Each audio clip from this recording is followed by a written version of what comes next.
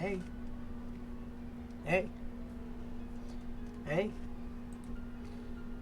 We're gonna be playing more Steins Gate today. I think that is pretty fun.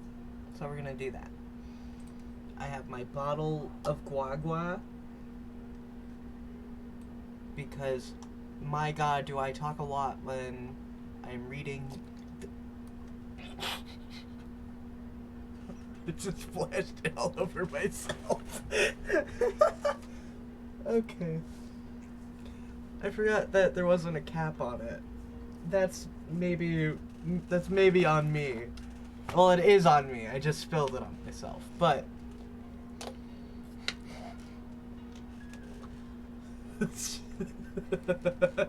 okay. Let's just jump right into it. God. Okay. Incredible start. Rynet Axis Battlers. Hi, Mr. Sunday. You're the one that just joined the server. I just spilled water all over myself like a goober. Thank you. I'm glad this is the stream where everyone decides to pull up right at the beginning. Rynet Axis Battlers, huh? Whenever I hear that name, I remember the former champion. Has it already been 2 years? No, it's nothing. Forget what I said. Nya nya. That sounded so serious, nya. Who is the former champion, nya? I don't think I've ever said nya out loud before playing this game. TBH. If I'm being so real. He probably doesn't exist. I mean, Rynet didn't even have official tournaments until about a year ago.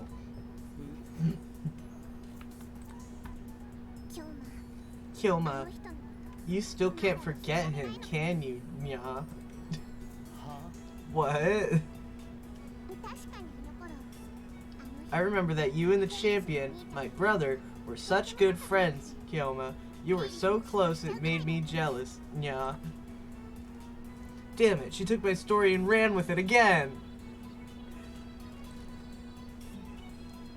I never even said anything about him being her brother. He is cool tech name.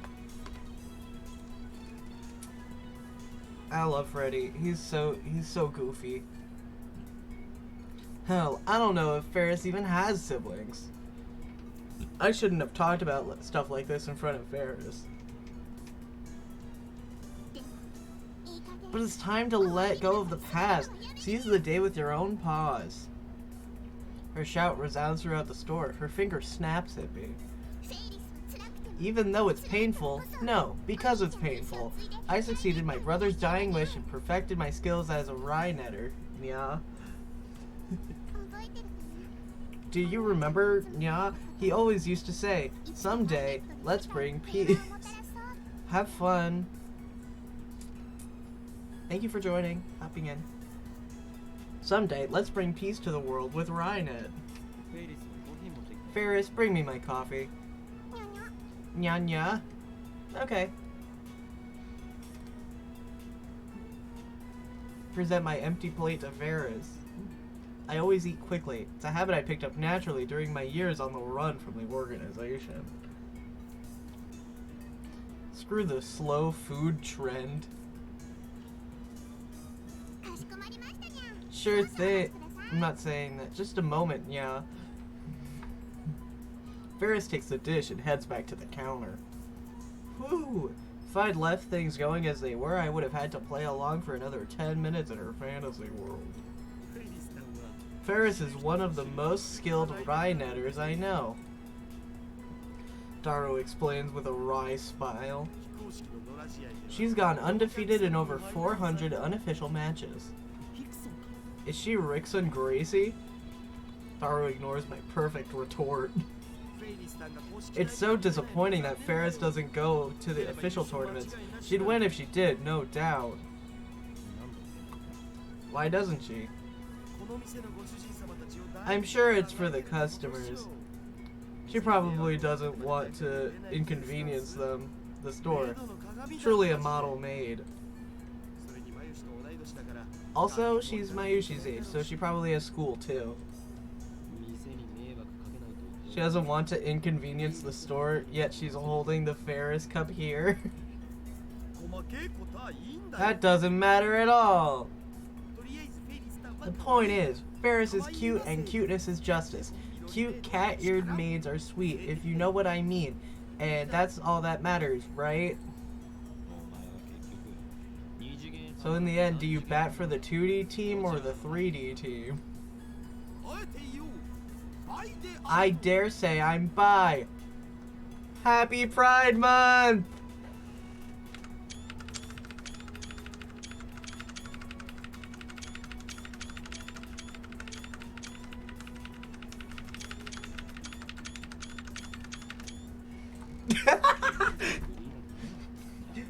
Your inspiration, Daru. I know, I'm just too awesome. Daru usually doesn't show enthusiasm for anything. The exceptions are Moe and Ferris. I wish he were this passionate about our experiments. Oh, that's gonna be popping up for a minute.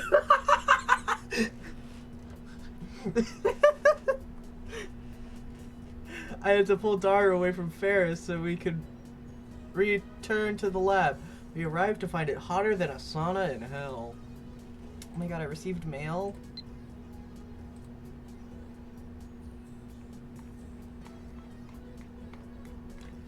Okay, I did do that. You're more perceptive than I thought, Nya. So now you understand what's at stake. The Red Southern Cross will soon hatch, Nya. This time, the time has come for Ferris to journey to the sanctuary and prepare for I can say no more, Nya.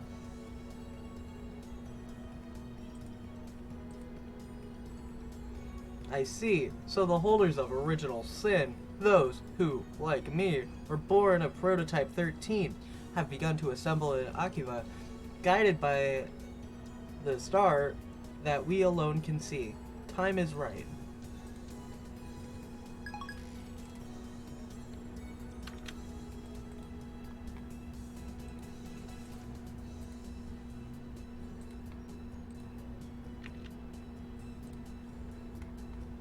I wish it would let me reply to this.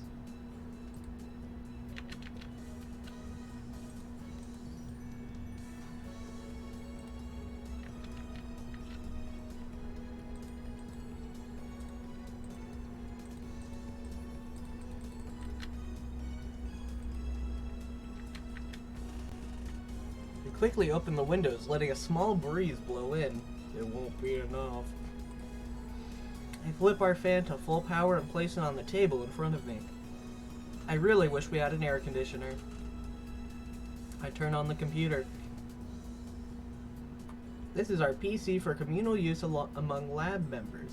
It still uses an old CRT monitor, so it looks ancient. But don't let its looks deceive you. Our computer weighs Daru, scrounged up some parts and made some mods to it. In any case, I don't spend much time on it. I mostly use it to update the Future Gadget Laboratories homepage, check my email, visit news sites, and browse @channel. I wonder if the new Tidor is still posting.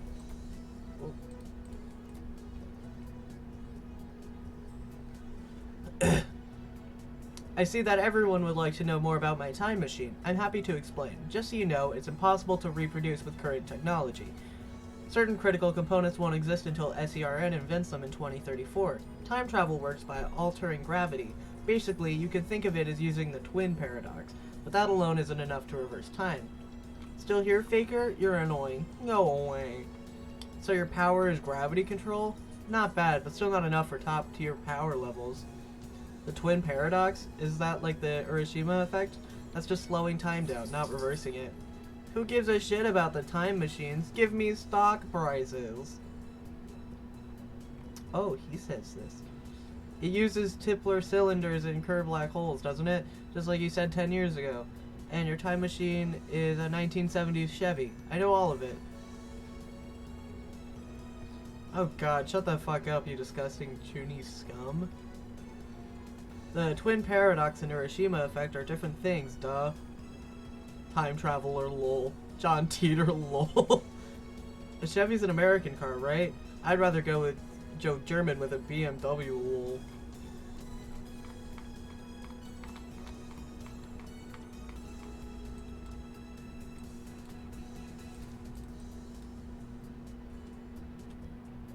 By Tipler cylinders, are you referring to the Tipler machine? Lol, what?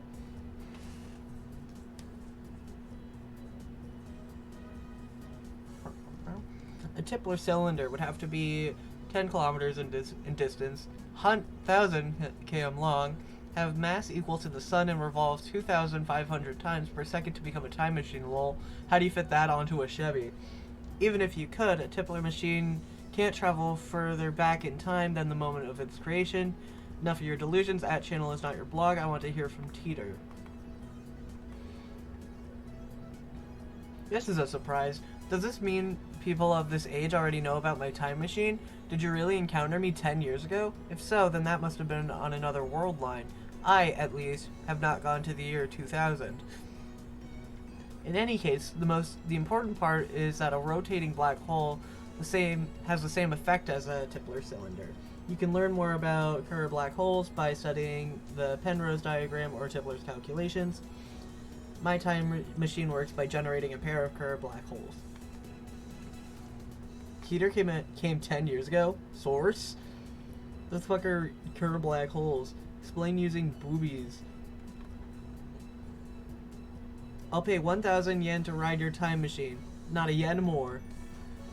Sources Hoyo-san's delusions, a lol. Real deal. He didn't deny it, lol. All aboard Hoyen's crazy train. Prepare for a train wreck. Kerr black hole time travel is theoretically possible, but one, how do you get black holes to spin? Don't tell me you wait until you find one spinning naturally, that's ridiculous. How do you pass through the singularity? There's no way a Chevy can withstand the pressure. Why the short explanations, John? You want to die? Still no stock prices? Crash. This isn't a delusion. I know for a fact that Teeter posted 10 years ago. There's even a book about it. Search the used bookstores if you don't believe me. His Chevy has a gravity distortion unit. That's what he said 10 years ago. Yes, it does have a gravity distortion unit. My time machine is not perfect. It was built by a third party who reverse engineered SERN's design. The gravity distortion unit is a little unstable. First, the unit produces a microsingularity, then injects electrons to induce rapid rotation. This generates a local gravity sine wave. As the time machine passes through the singularity, the gravity distortion unit regulates the pressure to ensure safe passage.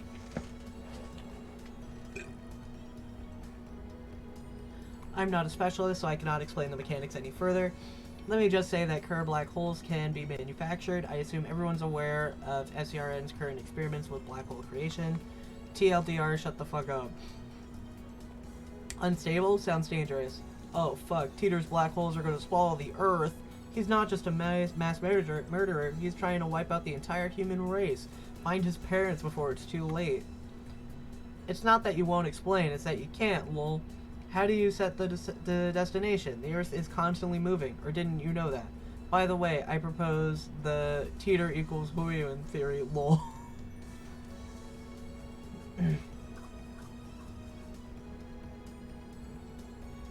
I set the destination with the VGL system, that's variable gravity lock. It functions by reading the local gravity of the destination and locking the Tipler sine wave onto that location. By locking onto Earth's gravity, it ensures that I don't end up floating in space. It uses 4 cesium clocks to make the calculations, so the margin of error is negligible.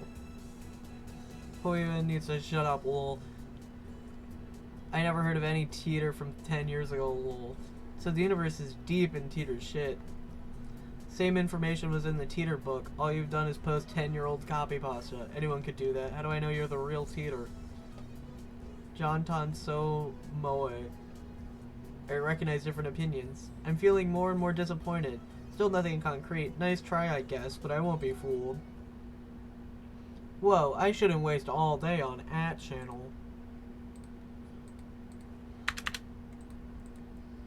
We have more important things to deal with. Namely, the phone wave, named subject to change. We haven't experimented with it since yesterday. It's high time I figure out what's going on with that thing. Earlier, I asked Ara to connect the phone wave, named subject to change, to the computer. He finished setting it up yesterday, now he's about to do the quick wire work in the development room.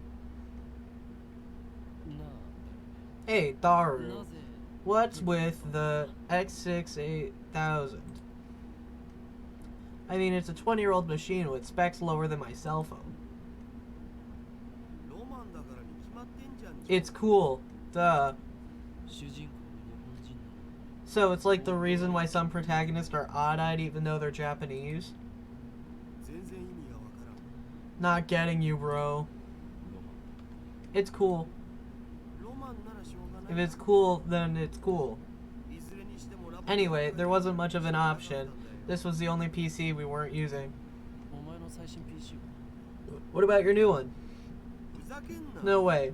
We don't know what could happen when it's connected to your crazy machine. It could kill the performance. Selfish bastard. Besides, we made the phone wave name subject to change together. It's our crazy machine. Anyway, did you do any research on the jellification? Yeah, it's at the university this morning. Why would a banana jellify? What kind of science are we dealing with here? I examined a sample under a microscope and found it was shredded at the molecular level. Shredded? It's not a mere phase transition. The banana became something entirely different. Could it have rotted? Nah, there's no way 2 minutes in the microwave could do that. Then I remembered about fractal structures. The Menker sponge thing. Yeah, it looked like something drilled holes into the banana. An infinite number of holes into a fractal pattern, right down to the nano level. Whoa, what can do something like that? I have one hypothesis. Adding a dramatic pause to build tension. Daru gulps, waiting for me to continue. It's the result of the microwave's electromagnetic waves. What does that mean? If my guess is correct, then our phone wave, named subject to change, has the potential to become a weapon of unprecedented destructive power. One that could change the face of war as we know it. Hee hee hee. I twist my lips into a maniacal grin.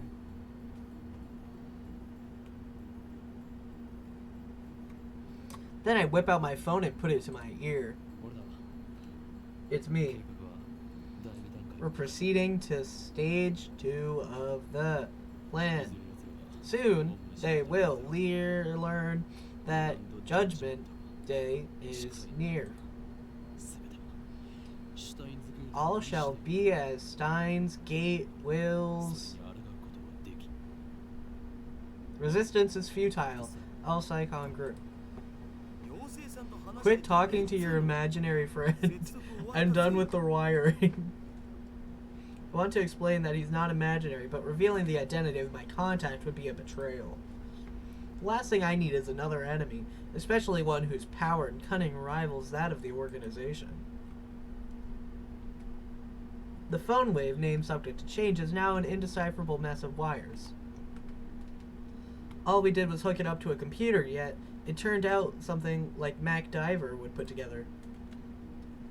Now we can access the microwave's terminal mode and see exactly what's going on in its computer brain. Well, what's next? We have bananas.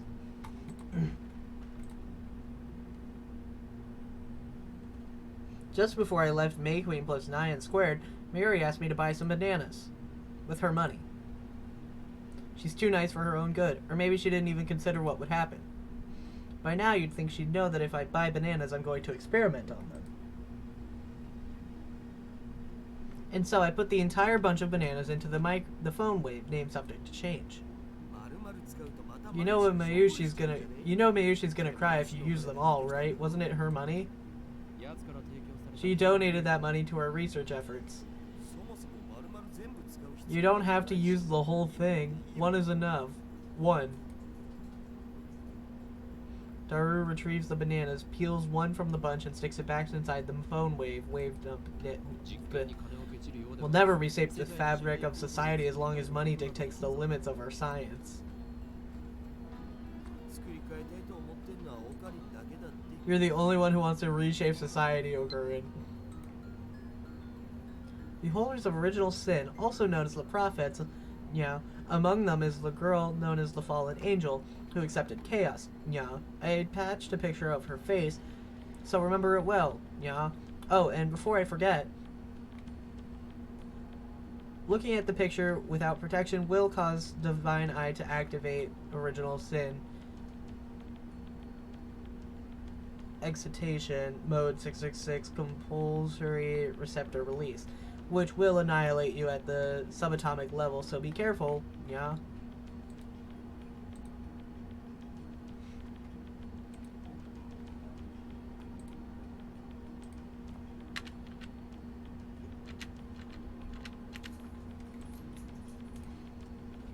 lost all enthusiasm the second we got back to the lab. What a fickle man. Come on, start the timer already. Right, now, where should I put my phone? Phone.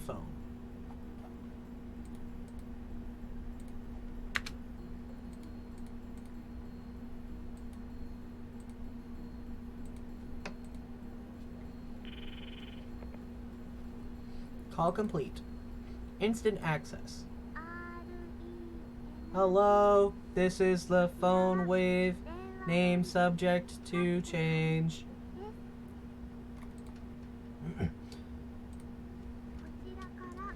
You can operate the timer from this menu. After pushing the number button, please enter the heating time in seconds.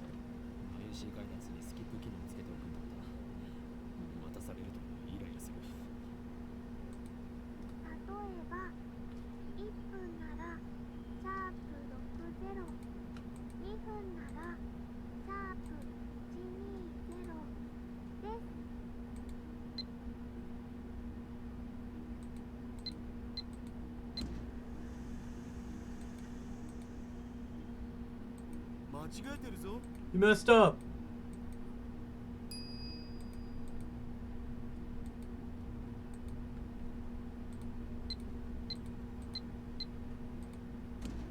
The turntable inside the phone wave name subject to change begins to spin backwards. 2 minutes sure is long. It doesn't actually have to be 2 minutes. Mayuri had the timer set to 2 minutes when she first discovered the freezing function or whatever it is, so we're just reproducing that. Naturally, we have experimented with 60 seconds and 180 as well. If we set it shorter, the freezing only goes halfway at all, if at all. Conversely, setting it longer increases the effect. You know, if the microwave's emissions are doing it, then shouldn't our cells be getting jellified too? While still looking forward, Dar finally gets into the discussion at hand. Well, have you ever nuked yourself inside the phone wave name subject to change? I can't even fit in there. Anyway, what's your source on the electromagnetic waves?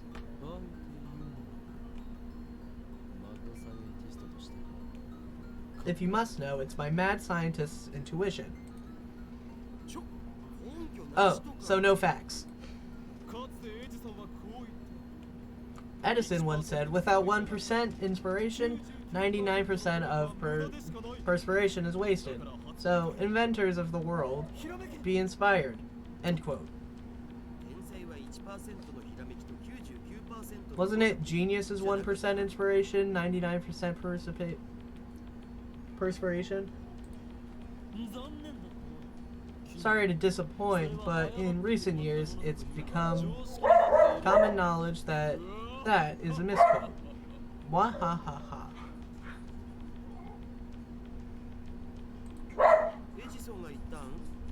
Edison said that? Be inspired? Yes. Be inspired, he said. I don't know if that was exactly what he said, but I'm sure it was something along those lines. At least, that's what the wiki said. Therefore, as a genius mad scientist, I am always in...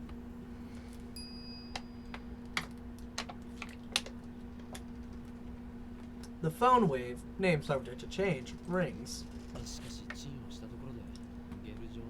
This is just going to jellify the banana like usual, isn't it? We need a new experiment. It feels like I wasted 120 seconds on nothing. Daru opens the phone wave, name subject to change his door, and peeks inside. What? What? Rubs his eyes, blinks several times, then resumes staring into the microwave. What are you doing? Well, it's gone. Gone? What's gone? The banana. What is he talking about? I push Dara aside and look inside the phone wave, name something to change. It's gone.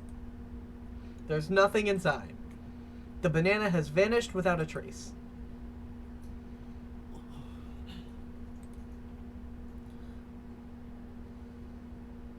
After a short pause to collect myself, I whip out my phone and speak into the silence. It's me. Slight problem. We may have awakened something. Terrible. What do you mean something terrible? Our banana despawned! I ignore Dara's panicked cry. I'm surprised too. My heart's pounding, but I try to appear calm. I'm invoking Emergency Order 666. Activate the Cold Heart Protocol. What? What do you mean we need congressional approval? There's no time, you fool! Tokyo will be blasted to atoms! I put my phone away after yelling. You should be an actor. Shut up, you Ferris stalker! Where'd you hide the banana? Who's a stalker? The banana! Where is it? Are you planning on becoming a street magician or something? You're the one who hid it, aren't you? Thank you for following.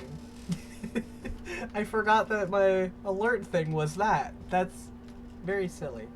You're the one who hid it, aren't you?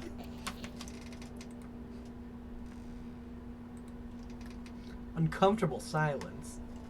I realize my throat is dry. Where the hell did it go? How should I know? Where did you go?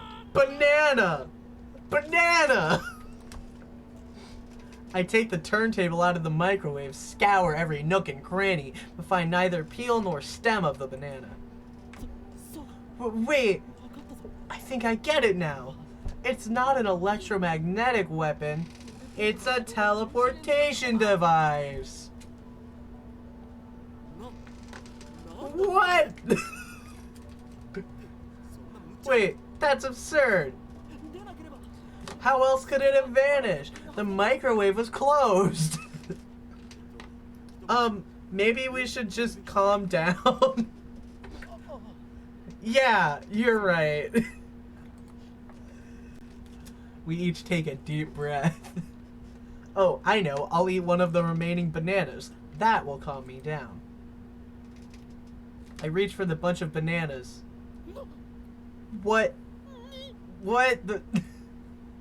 Impossible. Impossible! Not 3 minutes ago, Daru plucked a banana from the bunch and put it inside the phone wave name subject to change. But now there's no sign that a banana was ever plucked. Instead, a single jellified banana has appeared among the regular bananas. Oh shit, what the hell's going on? Daru notices it too. He reaches out to touch it, but I quickly stop him. Wait! How many bananas are in the lab right now?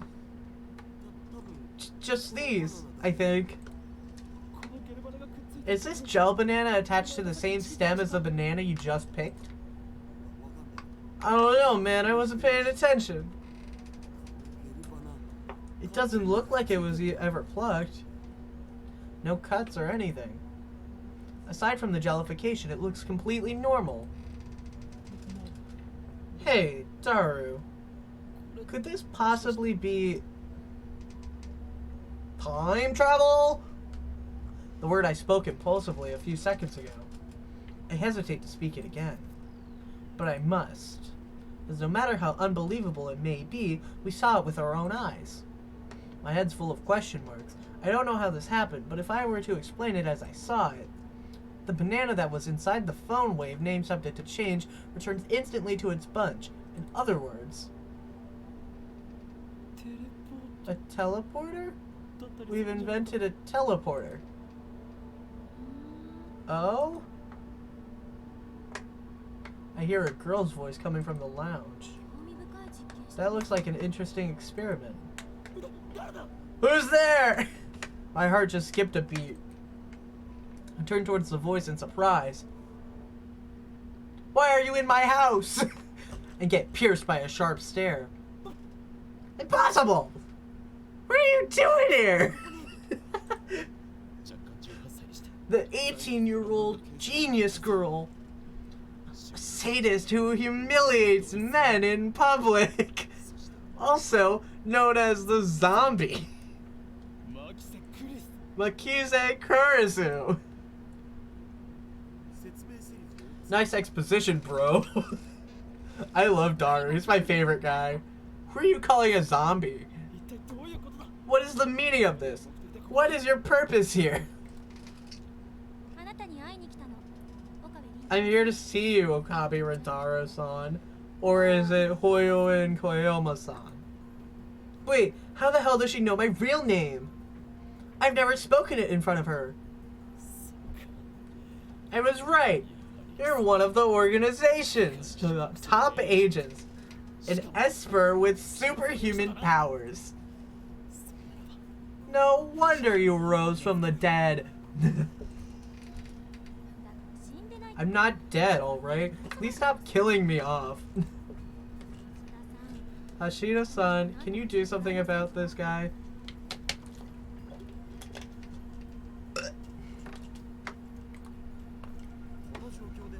You came at a bad time, Akizeshi. With Okarin freaking out like this. Daru doesn't seem fazed by this girl's entrance. Why? Have you betrayed me, Daru? Calm down, man. Are you being blackmailed? Or did she seduce you? I glare at Kurisu. He's my right-hand man. How dare you? You've crossed the line, bitch! This is my own private domicile and I will not be harassed, bitch! Get a hold of yourself. Kerr's eyes flash dangerously. I think. Such intensity from an 18-year-old. Maybe she didn't resurrect after her first death. Maybe she's a robotic killing machine constructed to replace the dead Kurisu. Is that it? For now, I'll do as I'm told. Hashida-san gave me the address after yesterday's lecture. He also told me your name. That's all? The truth is, kind of a letdown. So you're here to see me, is that it? Yes, you claim to have seen me die. I came to see if that was the truth, or just a pathetic excuse to grope me. I came for the answer. Now that she mentions it, she did treat me like I was a perv yesterday. Well, I suppose I should be grateful she didn't call the cops on me after what I did. But what choice did I have? Anyone would react the same way anyone would react the same way if a dead person reappeared before them, right? But your current behavior is all the answer I need. It was all an act to grope me. My initial hypothesis was correct. Not so fast. There's more to this than you know. I must clear my name or I'll be labeled as a perv forever. Anyway, let's put that aside for now. Really? That's a relief. I was sure she was gonna call the police. But that, for now, part bothers me. Kurisu enters the development room with a quick, confident stride. Even though she's only 18,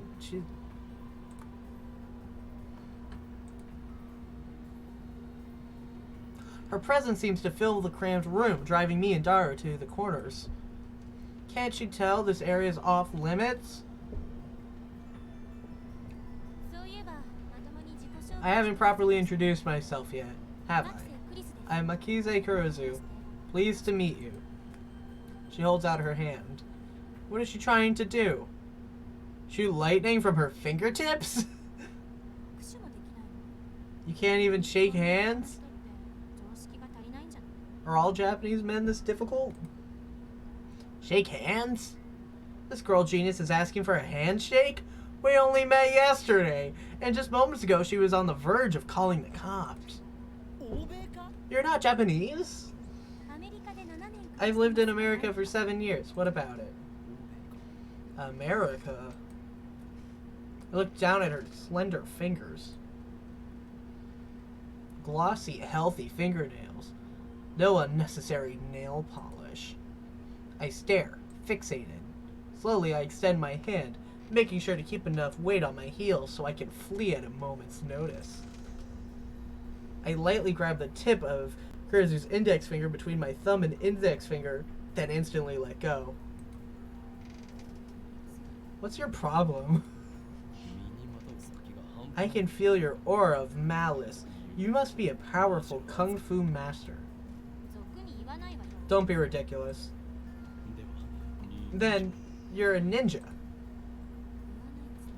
Give it a rest. Damn, she's completely cold. Her tone gets scary sometimes, too. If you grew up in America, shouldn't you say, ha ha ha, nice to meet you, with a smile across your whole face when asking for a handshake? No, wait, you should be asking for a hug, right? Perhaps that's too much to expect from a killing machine.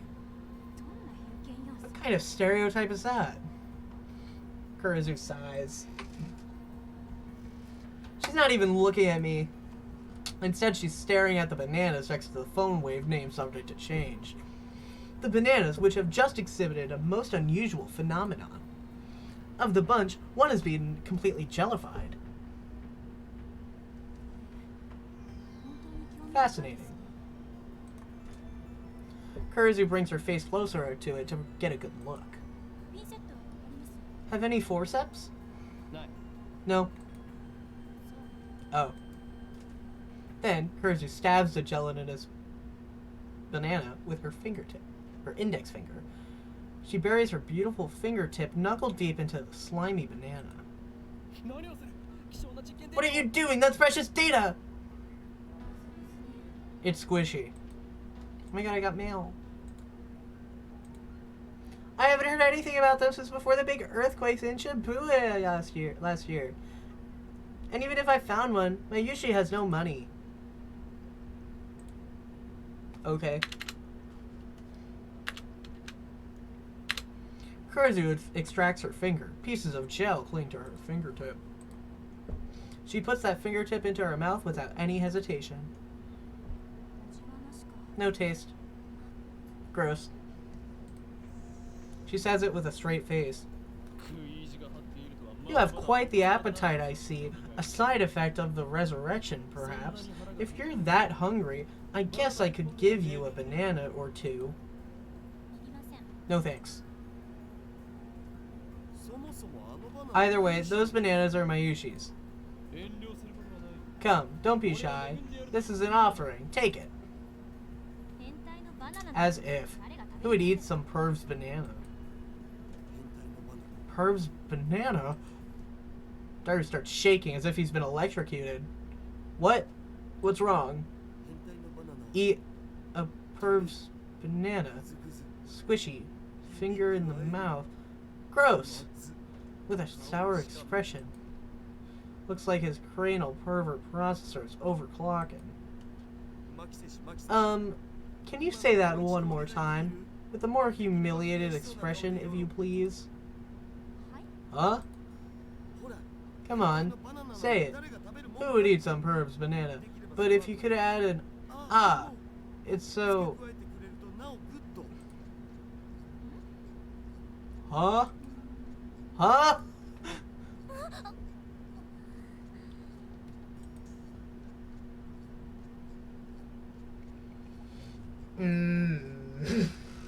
Suddenly, Kurzu's face turned bright red. Wahaha! Oh, Daru. You may be a worthless, disgusting perv, but let me say, well done, sir. Payback is sweet.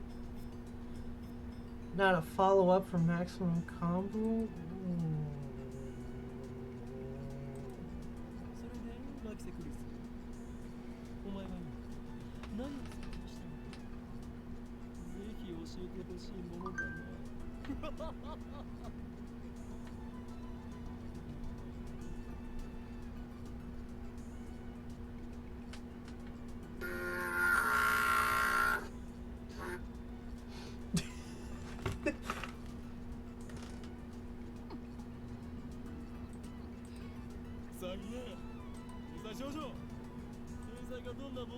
I'm uncomfortable.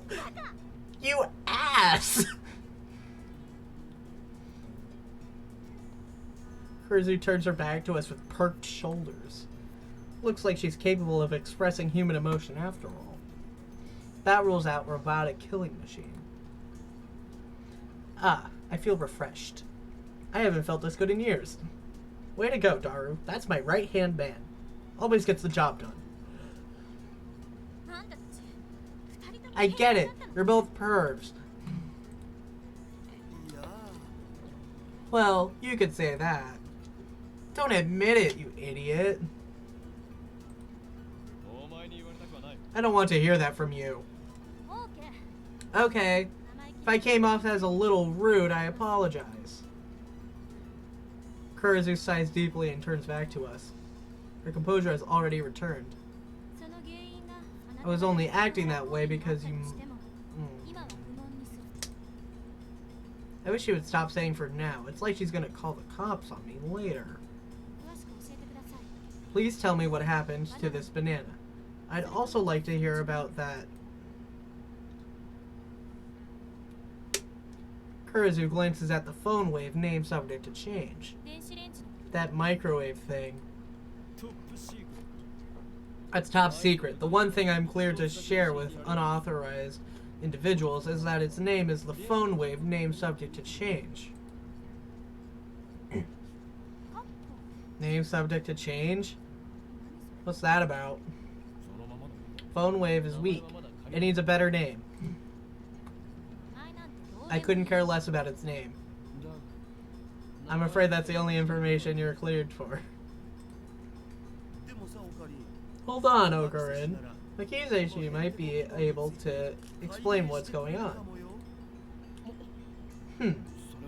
Well, she is a genius. She would have to be to defeat my sharp wit. We can trust her intellect at least. But it's hard to stomach her attitude. Plus, she has danger written on her face. Not to mention, she's a little scary, too. Then, I get a great idea. That creepy grin.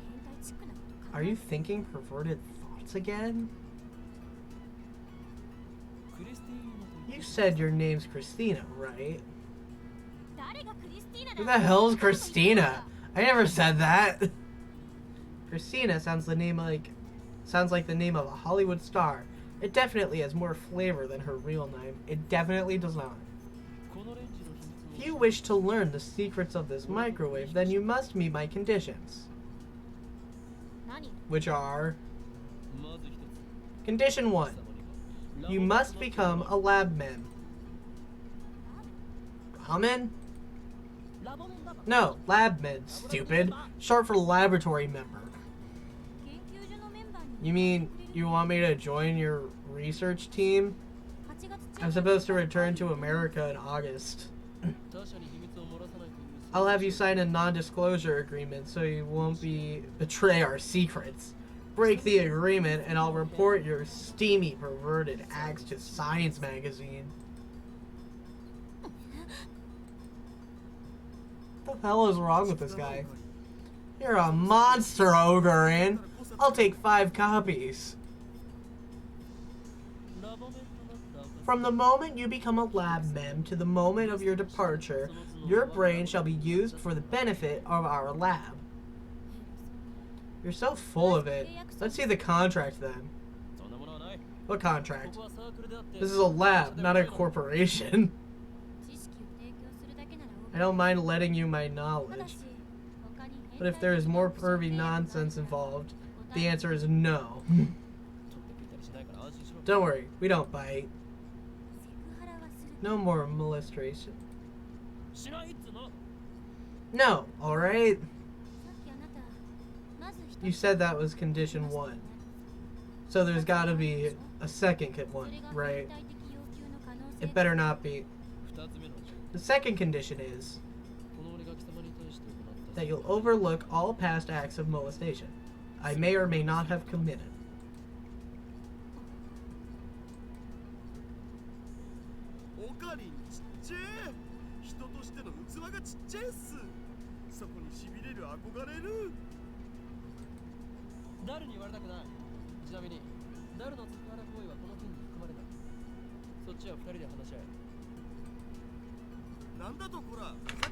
What the hell, man?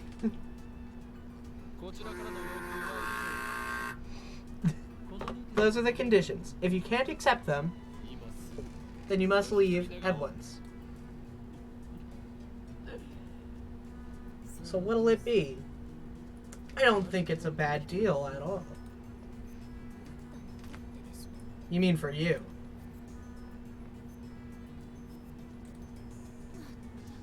Jeez. I feel like I'm secreting Norda or adrenaline. Let me pick my jaw off the floor. I don't care about your dislocated jaw. Do you accept the conditions or not? Answer me, Christina.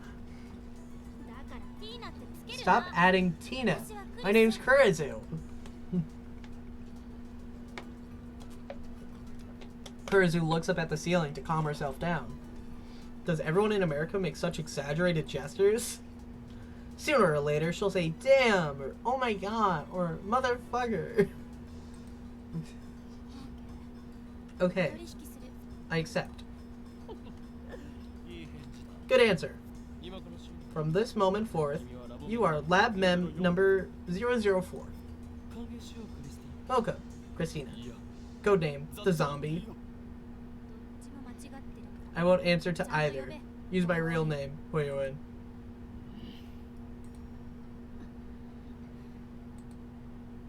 We spend a minute staring each other down. Kurizu's the first to look away.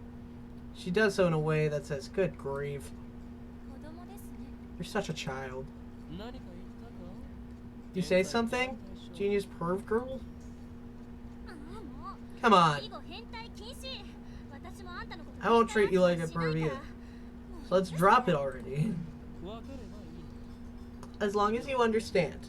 Now, for the issue at hand, Daru. Give Christina. No Tina either. Give Kurizu an explanation on our experiments so far. But I refuse. In the end, I'm the one who has to explain. Along the way, I also retell the tale of my heroic deeds, which enrages Kurizu, of course, but I finally tell her everything about the bananas and the phone wave name subject to change. Kurizu doesn't ask any questions. She's quick to understand, as expected of a genius. Fascinating. Let's hear your opinion. I think we can at least throw out completely worthless theories like electromagnetic weaponry and teleportation. The lady doth protest too much. Can we run the experiment one more time? I want to see it for myself. Without waiting for our approval, Kurizu plucks an untouched banana, sticks it in the microwave, and then starts entering the commands on her phone. It's strange. She's still wearing her usual frown, but I can't shake the feeling that she's really enjoying herself. I can't put my finger on why, call it a hunch. But I mean, she is a scientist, why shouldn't she enjoy experimenting? Please watch the bananas. Who are you to give me orders? I am the mad scientist, will you? Whatever. Just keep your eye on the bananas. Okay, so she's a little snippy. Dara and I don't do as we're told and stare at the bananas. Truth be told, we were planning to watch the bananas anyway. After missing it the first time, we're determined to witness what transpired with our own eyes. 60 seconds have passed. Any change? Nope. Any second now, the jellified banana should reappear on the stem. If it only happens once, we can just call it an accident and be done with it, but if it happens twice, then that's proof that something's actually going on. And then Kurisu will have to admit that I, the great Hoyo and Koyoma, have invented humanity's first teleporter. I keep staring at the banana in anticipation. 100 seconds. A few moments after Kurisu's report...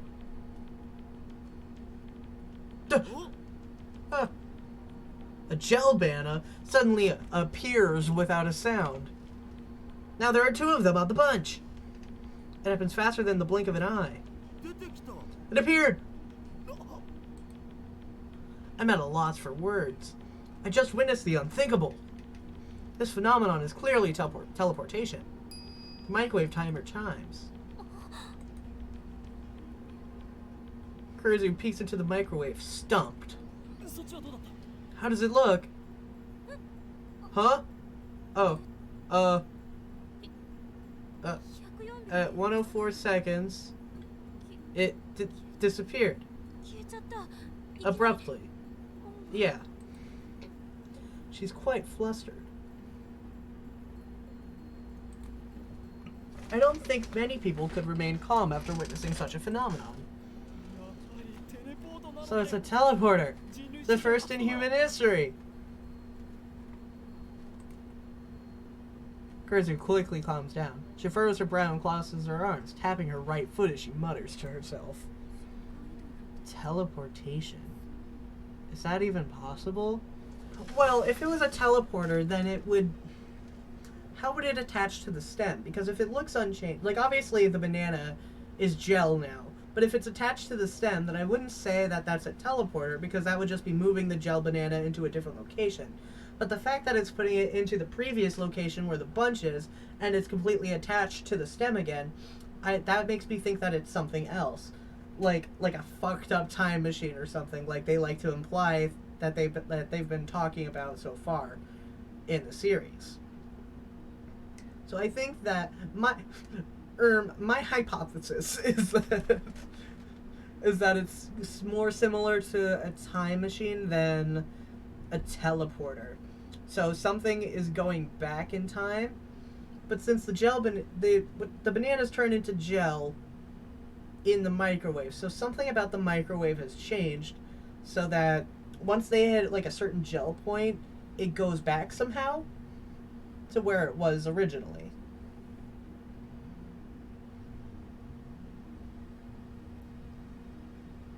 I don't know, it's weird. It did move, no matter how unbelievable that may seem. Could it be quantum teleportation? No, that only occurs on the quantum level.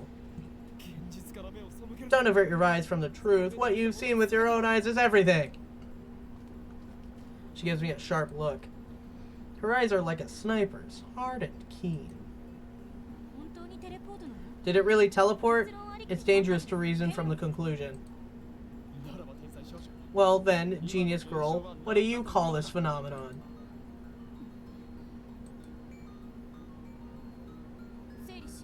Let's sort this out.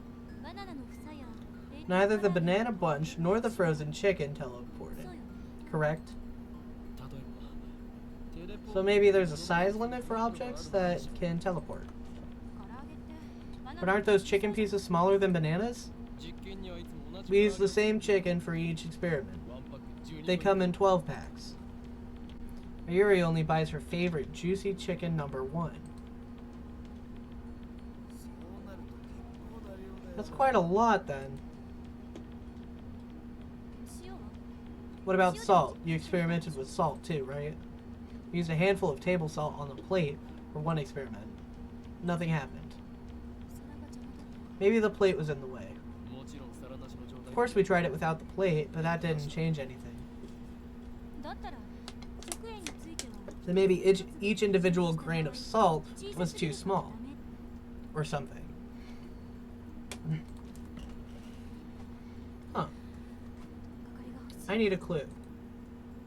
Looks like our genius girl's fighting a hard battle. She starts pacing the room, looking a little annoyed. Anything else? Have you noticed anything else about the phone wave? Not phone wave. Phone wave name subject to change. Forget about that. So, have you noticed anything or not? Kurizu's looking at Daru, like she's asking him, not me. True, he should know more about phone wave name subject to change than I do. He's done all the maintenance on it after all. Oh, right. One time, it shot off a huge electrical discharge. What? I don't know anything about that. That's because you weren't around when it happened. Discharge? How much? It was like a fluorescent light lit up the development room.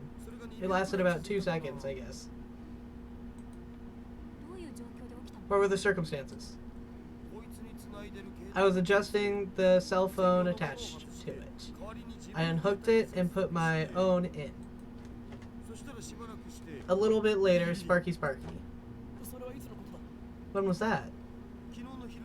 Around noon yesterday, when you went to see Dr. Nakabaki's presentation. Dr. Nakabaki. That's right, I went to see Dr. Nakabaki's conference yesterday. Come to think of it, he stole his time travel theory from John Teeter. Maybe the current John Teeter is actually Nakabaki. Though wait, Daru, didn't you say that Dr. Nakabaki's presentation was cancelled? Yeah. But you went with Mayushi. Anyway, remember? No, I don't remember that. After all, Nakabaki's presentation wasn't cancelled the way I remember it. I still don't understand why my memories seem to disagree with everyone else's. That reminds me. I sent you an email back then. Did you get it? An email? That email you showed me at ATF yesterday. When I nod, Kurizu comes closer. It said someone stabbed me at the presentation, didn't it? Yeah. But for some reason, Daru's phone received it a week ago. Huh? Wasn't that one of your stories? If it wasn't, then that would make the timestamp weird. I always speak the truth. If you don't trust me, I'll show you my send history. I whip out my phone and call up the history.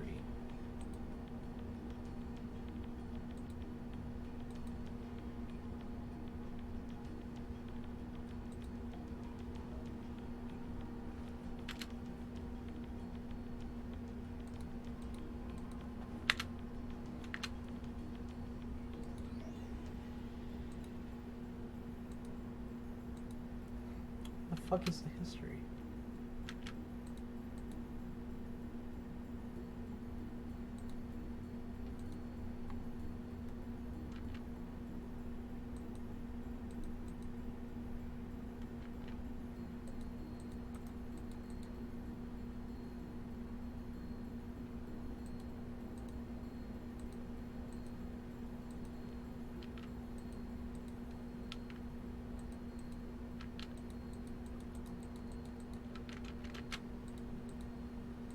But it's gone.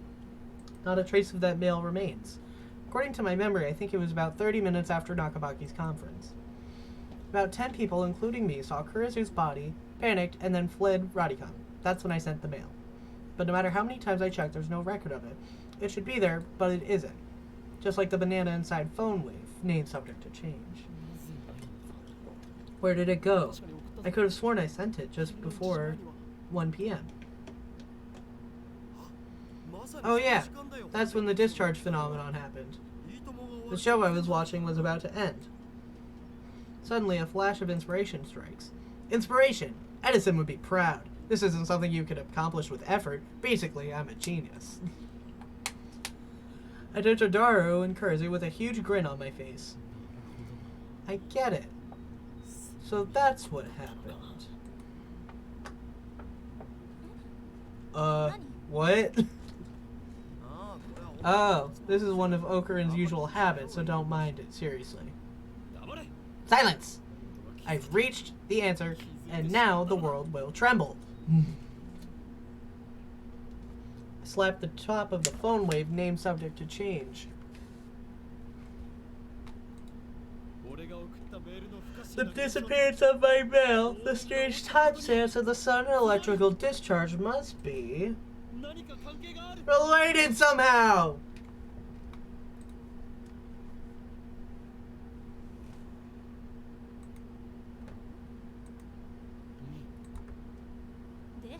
And? Huh? I understand that they're related somehow. But how? It's your job to figure that out, Christina.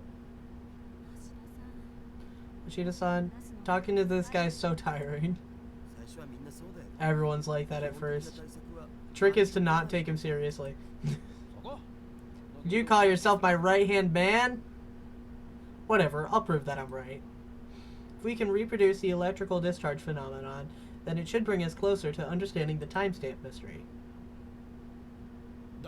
Daru, describe the phone wave name subject to change its status when the discharge phenomenon occurred. It was kind of a mess. I connected my phone to the phone wave, and I was testing to see if I could control it with the X68000. I disconnect the phone plugged into the phone wave name subject to change and replace it with mine. And then I hear the door open in the lounge.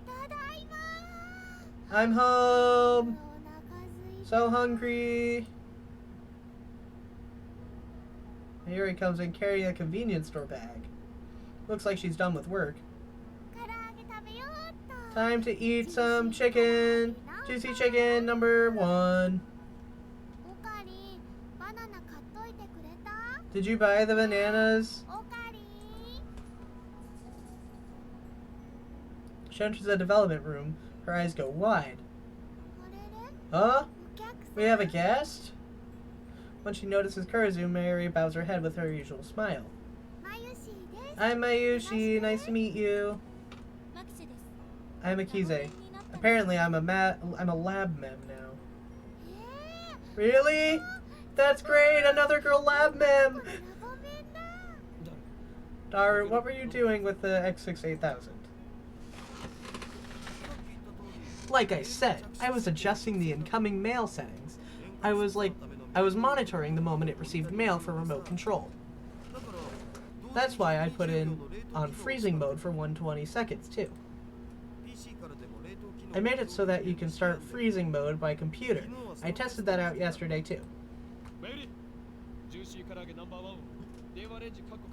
Mary, insert the juicy chicken number 1 into the phone wave name subject to change.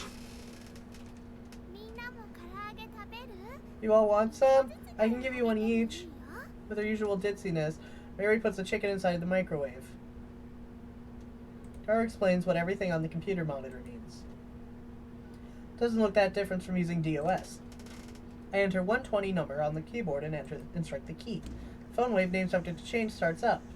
The juicy chicken number 1 starts spinning backwards on the turntable. Kurzu stares hard at the phone wave name subject to change as if not to let any anomaly, no matter how slight, escape her notice. So we've reproduced the conditions that existed when the discharge phenomenon occurred, right? How was it again? You there, assistant. Huh? Me? Who else? When did I become your assistant? Just send something to my phone. If we reproduce the conditions correctly, then if she sends something to my phone while it's connected to the phone wave name subject to change, it should arrive with a timestamp from the past, not the present. But my assistant, Kurzu, just scowls. I don't even know your email address. What a useless assistant. Don't call me your assistant. Dar, send an email from your phone. Sure, but what? Anything. Send Christina's a perv. I thought we agreed to stop saying that. Well, let's compromise and go with Okurin's a perv. You traitor! Good job, Hoshida-san. Kurzu grins and gives Daru a thumbs up. I really don't like this. Oh no, Mayushi's bananas! Sounds like Mayuri has found the results of our latest experiment. They became gel bananas. We experimented on them. But they were Mayushi's. Want me to send the mail now? It'll be reimbursed later. By Hoyo and Son, that is. Why me? Jeez, why do you always have to experiment on Mayushi's food? Don't tell me you're experimenting on the chicken, too. We are. Okay, sending it now. Sending, click. Mayuri slips past me and steps up to the active phone wave, name subject to change. Before anyone can react, she grabs the handle. Wait! Don't open that! Huh? But it's too late. Blue-white lights fills the room, cracking angrily like the heat of like the heart of a storm. An electrical discharge! Violent sparking sound. Grab Mayuri and pull her away from the phone wave, name subject to change. Are we gonna die?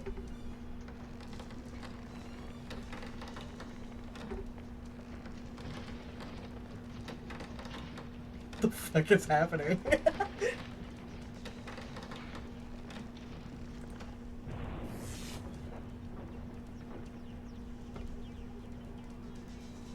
A thin cloud of smoke fills the room. It smells like something's burning. My eyes are numb from all the flashing light. I try blinking several times to regain my sight. I can hear Kurzu and Daru coughing. Everyone okay? Somehow. That was definitely more than 2 seconds. Mary squeezes my upper arm with her slender fingers. Okurin, what just happened? My vision gradually returns. Mary looks perplexed. Are you okay? No burns or anything? It doesn't hurt anywhere, so I think I'm okay. Looks like covering Mary was the right choice. I may be an insane mad scientist, but I still risk life and limb for the safety of my comrades. I gently let Mary out of my embrace. Well, that was something. I wiped the sweat off my brow. Hey, look at this! Mary's voice is strange. With my vision finally restored, I take another look around the room, and what I see strikes me speechless. The large table in the center of the room is made of thick, solid wood. It can hold about 5 or 6 people without breaking.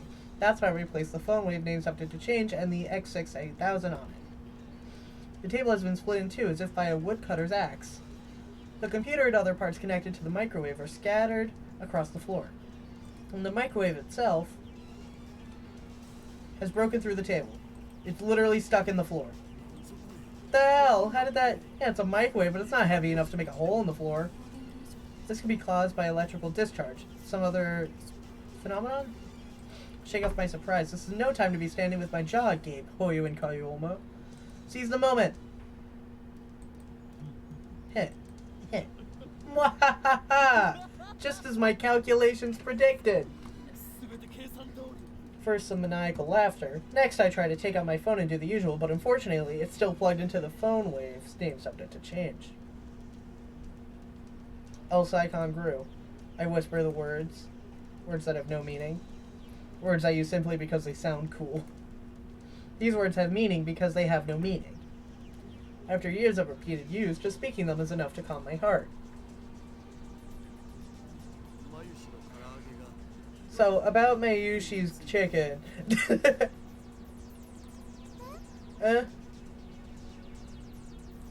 Mary stands up to look inside the phone wave, name subject to change.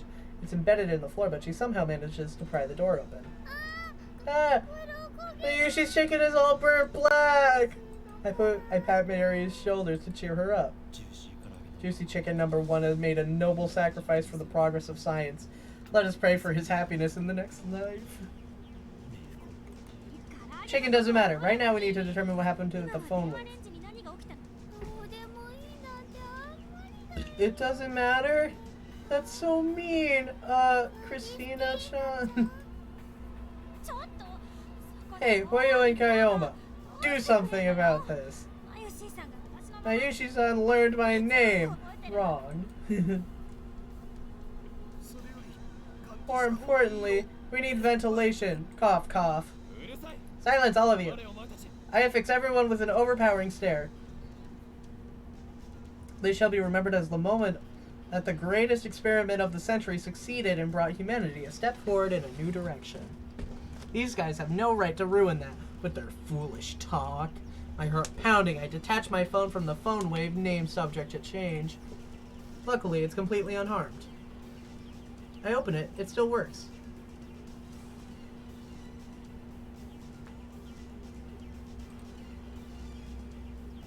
New email should be at the top. However, my heart beats even faster. The topmost email isn't the one Dara sent before the discharge occurred. This impossible phenomenon is exactly what I was looking for. I look back through my email history, and there, I find it. Oh, he's scrolling!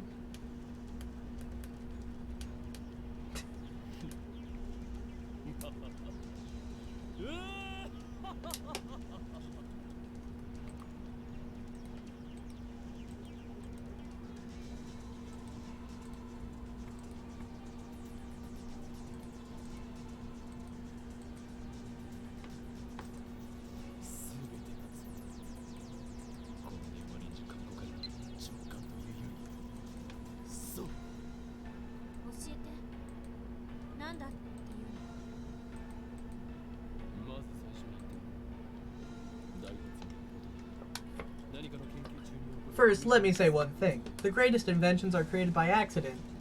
This is what we call serendipity. Get on with it. How dare she ruin my speech? Oh well, let's get to the point. The mail was sent to the past. The chicken returned to its frozen state. The plucked banana returned to the bunch. No way. Cursor seems to get it now. As expected of my genius assistant. Yes way. This is the choice of Steins Gate. That's the name of the game! The phone wave name subject to change is a time machine.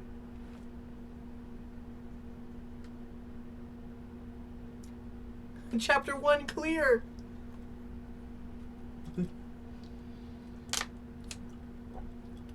God. Okay. I take a brief intermission. Oh my god, I got mail. Hold on. This is more important.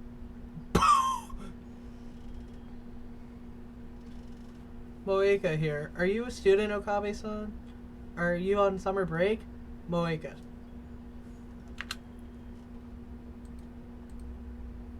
Are you a day person or a night person? If you'd rather I email you around a certain time, let me know. I want you to reply as soon as you can, but I don't want to be a bother, so let me know, okay? Moeka. By the way, I don't like talking on the phone, so please don't call me. Bye-bye, Moeka. I just remembered I didn't tell you my phone number. That's okay. I'm a lot more comfortable communicating by email anyway. What about you, Okabe-kun? Are you still asleep? Rise and shine. Have you talked to the super hacker yet? Oh, I'd also like to hear more about John What's-His-Face. I'm super curious. Moeka. I'm nocturnal, so I usually don't go to bed until the sun comes up. It's not so bad once you get used to it. Mail me when you wake up, okay? Moeka. Girl, email her back. My god.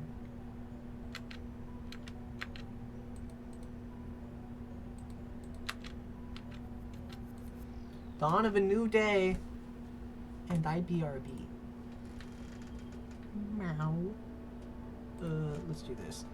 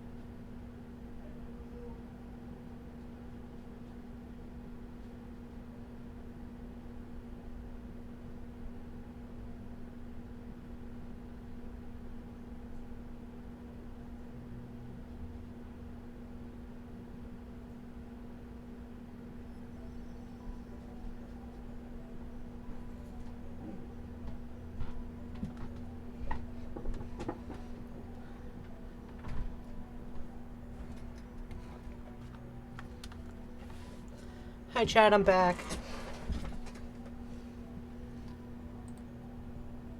Okay.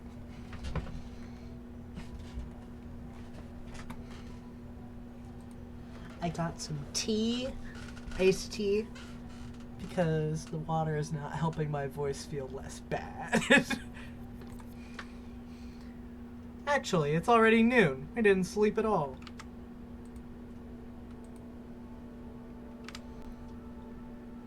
Sleep deprivation makes the summer sun seem all the better. I really don't want to go outside, but I'm fed up with the humidity inside the lab.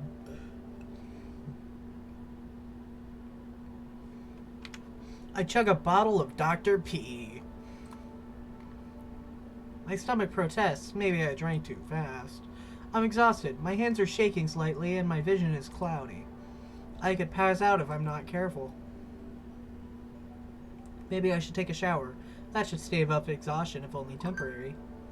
This building has a basic shower room. There's no bath, but it's enough. The lab would be hell without it.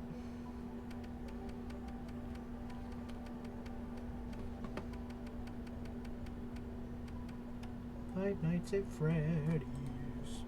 Daro is at his computer, his back turned towards me. His right leg is bouncing impatiently. The room is mostly silent, save for the electric fans humming and Daro's mouse clicks. Daro doesn't look my way, and he doesn't try to start a conversation. Wait a minute, the table! Neither do I. I don't have the energy. Outside is a sunny summer afternoon, but inside the air is stale and empty of life.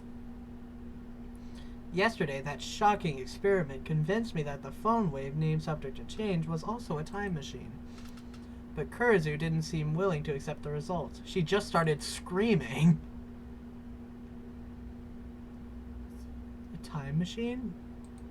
A time machine? It can't be!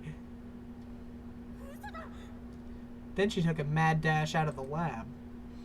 It was like she couldn't get out of here fast enough.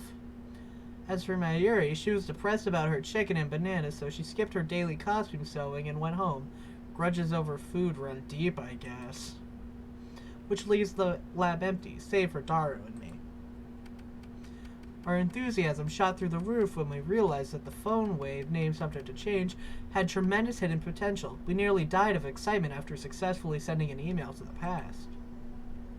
So we stayed up all night doing experiments to confirm whether or not the phone wave, named subject to change, is indeed a time machine. The results, however, we went to the supermarket and stocked up on a wide variety of items. We tossed each item of them into the phone wave, named subject to change, but everything failed. No change. Nothing happened. After the experiment where the discharge phenomenon occurred, everything warmed up normally. No jellification. Suddenly, we couldn't get anything to happen, and we still had no idea why. First, let's review the problems revealed by this last run of experiments. Problem 1. Electrical discharge safety precautions. We removed everything flammable from the development room to reduce the risk of fire. We also prepared two fire buckets full of water, just in case. But that's not a fundamental solution. We'll keep an eye out from now on, but if things get dangerous, we should seriously consider relocating our experiments. Problem 2. Mass increase. When the discharge phenomenon occurred, the phone wave, named subject to change, suddenly gains mass for unknown reasons. Because of this, the microwave broke the table and made a dent in the floor. To deal with the issue, we placed the microwave on the floor. We spread cushions and blankets underneath to hide. This hides the floor. This hides the holes in the floor too. It's only a temporary fix, though. If we make any more holes, Mr. Braun is quite capable of raising our rent.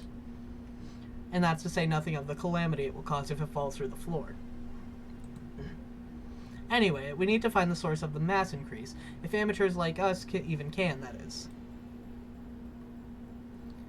But the first two problems pale before the third. This last problem is critical. Until we solve it, we can't really experiment with the phone wave, named subject to change. Problem 3. We're not even sure of the necessary conditions to send an email to the past. No matter how many times we tried, we couldn't pin down a single condition. We spent the entire night doing trial and error. We tried over 40 different things, and not once could we reproduce the discharge phenomenon. I had the idea that opening the microwave door was the key. That theory was proven false. There might be something else I'm missing, but for now we're at an impasse. We started off in high spirits, but grew more and more frustrated as time progressed, which brings us to the present. Honestly, I gave up. That's why I spent the entire morning lazing about like this. I got an email!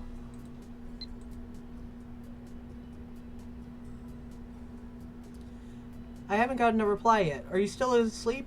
You sleep too much, Okabe-kun. You're living like an old man. Well, I guess I'm not one to talk, LMAO. Anyway, let me know when you have something on the IBN 5100. Pretty please, Moeka. Another email pops up on my phone.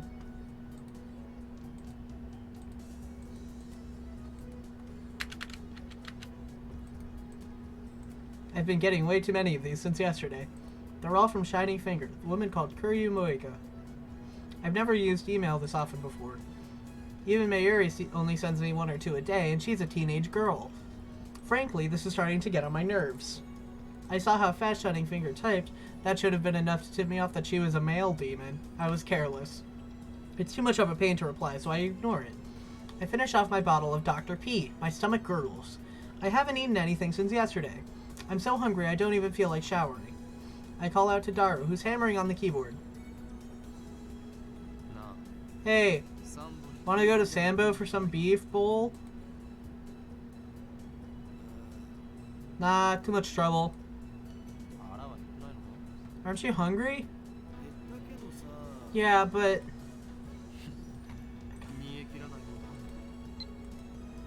Ah.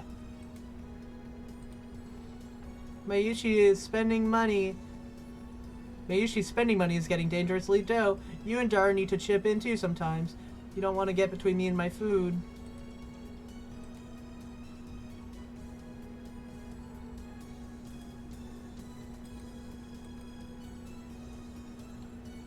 Don't get angry. Next time I'll treat you to anything you want, so keep buying more bananas for the sake of the experiments.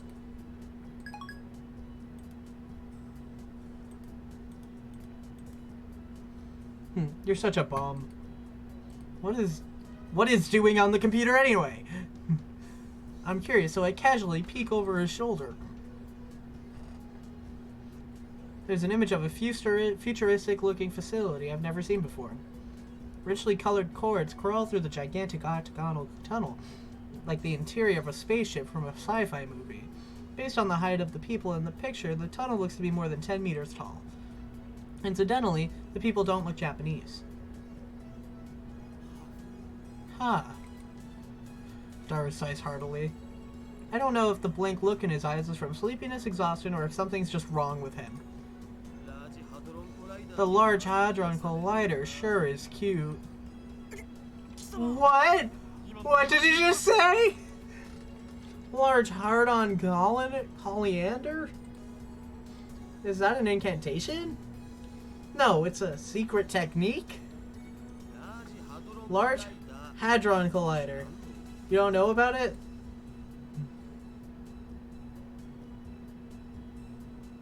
I grab Dara's relaxed showers and wring them out. Ow, ow, ow, ow, ow, ow, ow. What are you doing? Are you conscious? Of course, man! What is this Large Hadron Collider thing? You know, it's what SCRN uses to do their experiments. LHC for short. It's seriously moe. Recommended. You're lusting for something that's not even humanoid? Of course not, but there's something about it that gets me excited, you know? It makes me smile, you know? Don't you feel that?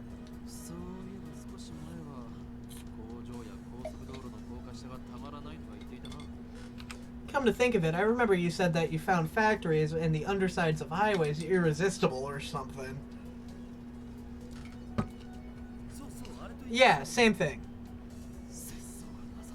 Where does it end? 2D, 3D, and even inanimate objects? Life's too short. I don't want to limit my interests, you know? And yet, you'll do anything to avoid things that don't interest you. Hypocrite. SCRN. That name, I've seen it somewhere and recently. Where was it again? John Teeter's posts. John Titor. Oh yeah, that guy you mentioned earlier. He's the guy at Channel's going crazy about, isn't he? That one might be an imposter. I was talking about the John Teeter who appeared 10 years ago. He appeared 10 years ago? Same guy? I had hoped that Dara would remember, but no such luck. Anyway, John Teeter mentioned SCRN. He doesn't remember all of it, but there's one thing I'm sure of. Titor made a prediction, namely that before the year 2034, SCRN will develop a time machine. I turn up AC. Real quick.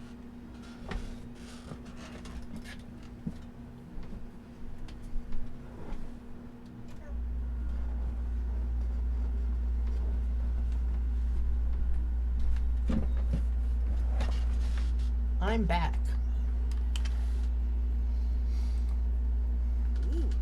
A time machine? That's a timely topic. But that wasn't just 10 years ago. This new Titor said the same thing. It doesn't matter if it was 10 years ago or 10 seconds ago. That's not the point, Daru. This coincidence could very well be the choice of Steins Gate. That's the name of the game. Can we trust this Teeter guy? It doesn't matter if we trust him or not.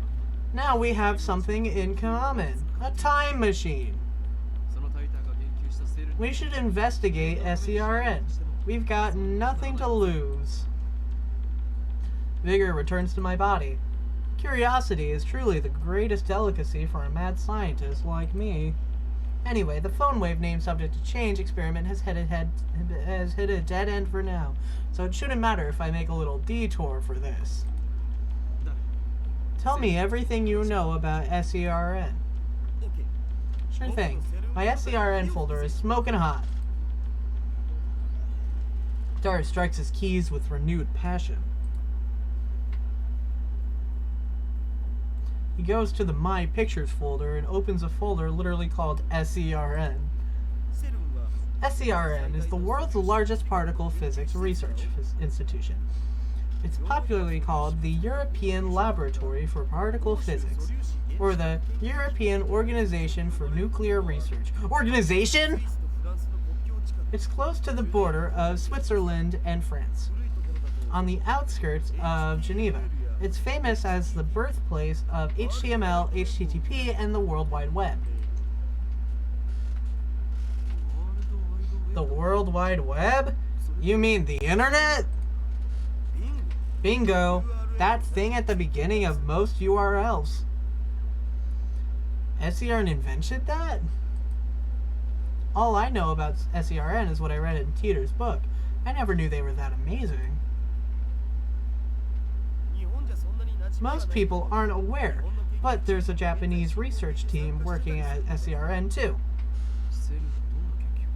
What sort of research does SERN do? Research into time machines, I guess. Particle physics, mostly.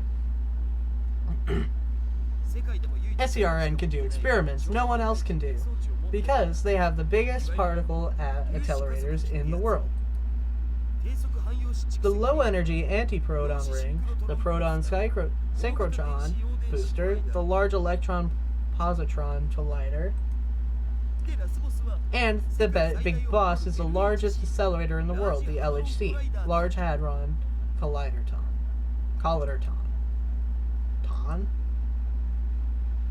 Taku possesses the ability to anthropomorphize in Moe form just about anything in the world simply by sticking Ton at the end of its name.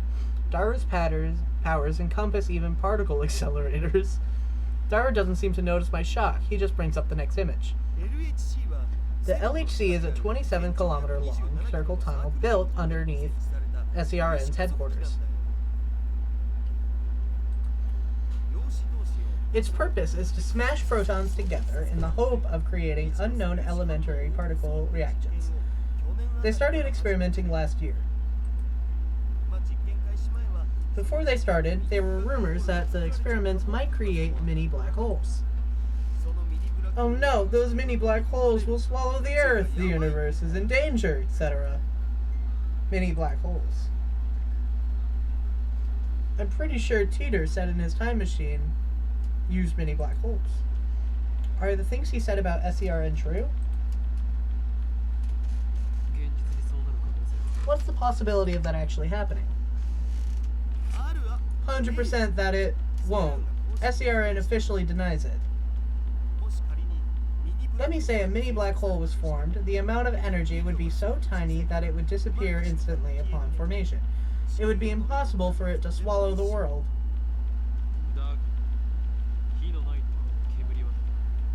But where there's smoke, there's fire. If I remember correctly, Teeter claimed that SERN would begin time machine research in 2001. In 2034, they complete the time machine.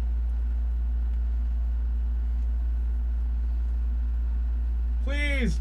Okay. Right now, it's 2010. If they actually started that research, it would have been 9 years ago.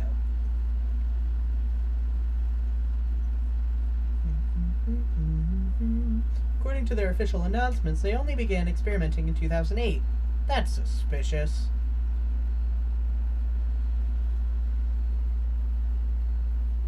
Of course, that's assuming Teeter's story is true. Some of Teeter's predictions were on the mark, but most weren't. Hello? I'm also perplexed by how everyone around me seems to have forgotten about Teeter's 2000 appearance.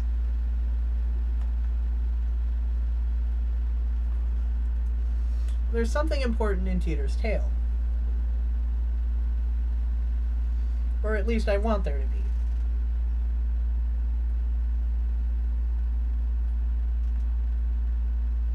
I take out my phone and put it to my ear. It's me. Hee hee hee. Don't be surprised. I've sniffed out an evil conspiracy. John Titor. SCRN. You see where I'm going with this? Yeah, that's right. They're likely connected to the organization.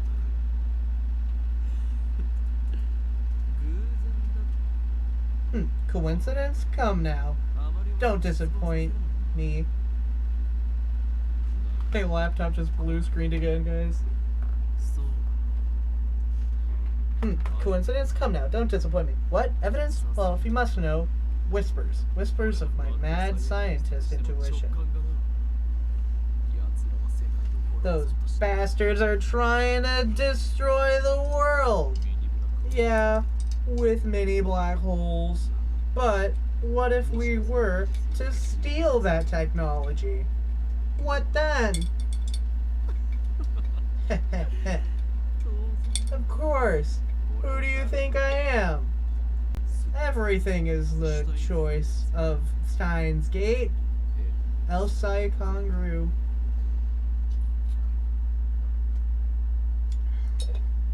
I put away my phone, then turned to find Daru giving me an exasperated look. Just who the hell are you fighting with? Daru, I know what we must do. What was that? Don't was that me? You're supposed to grin like you know exactly what I'm talking about. What kind of super hacker are you? I wanted him to say something like, why? Well, why the hell not? What's in it for me?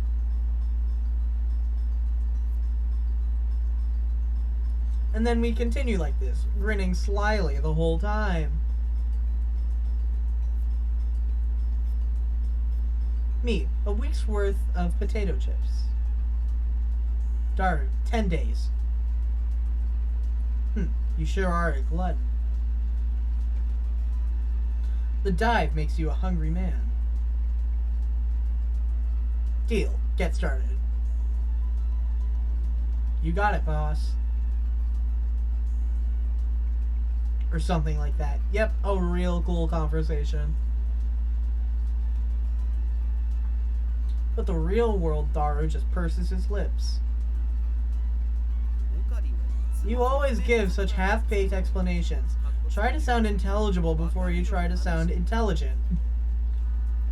Work with me here. Oh my god, I got an email. You are a super hacker.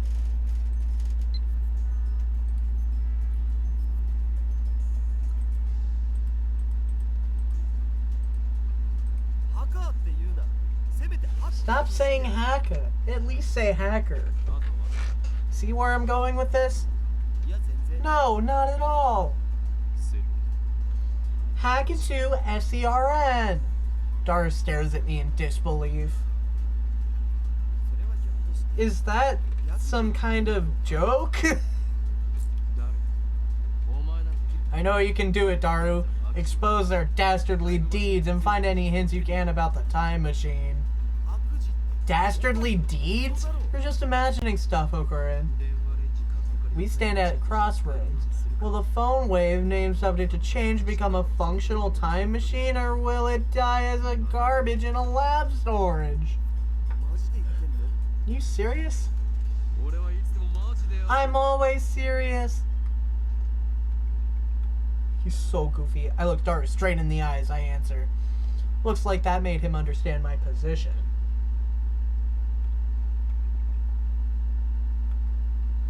Daru sweeps the garbage off his desk and sits up straight.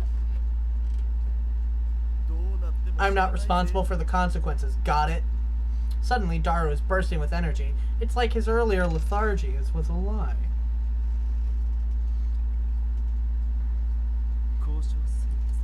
Deal. Get started. Let's do this.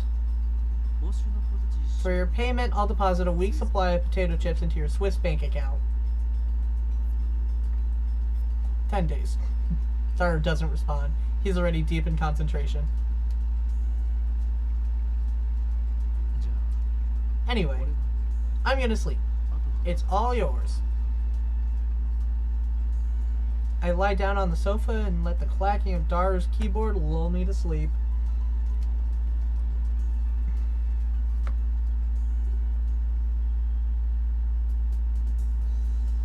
I wake up to the twilight sun streaming in through the window. Oh my god, I got mail! Koyoma. When operating in the mundane world, you're supposed to be discreet. You don't want them to notice you. Remember, the summoning is taking 2,000 years to prepare. If it fails, everything will be ruined, although I suppose that might make things interesting and yeah.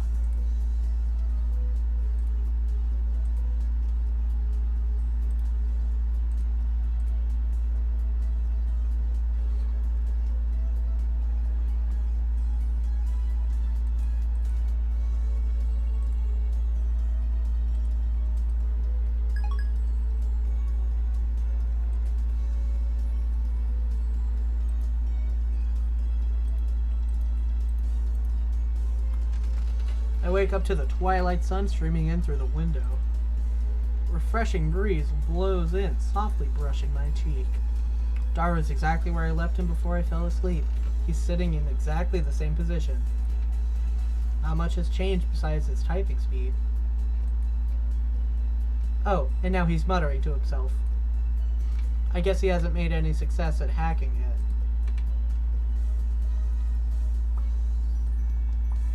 I look around the room, but I can't find my Eri. Maybe she's not coming today.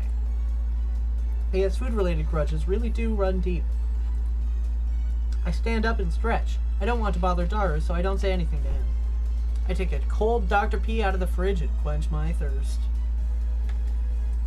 Then I throw myself back down onto the sofa and start browsing At Channel on my phone. What perfect timing! Teeter is currently posting in the thread. Ugh, okay. Hold on.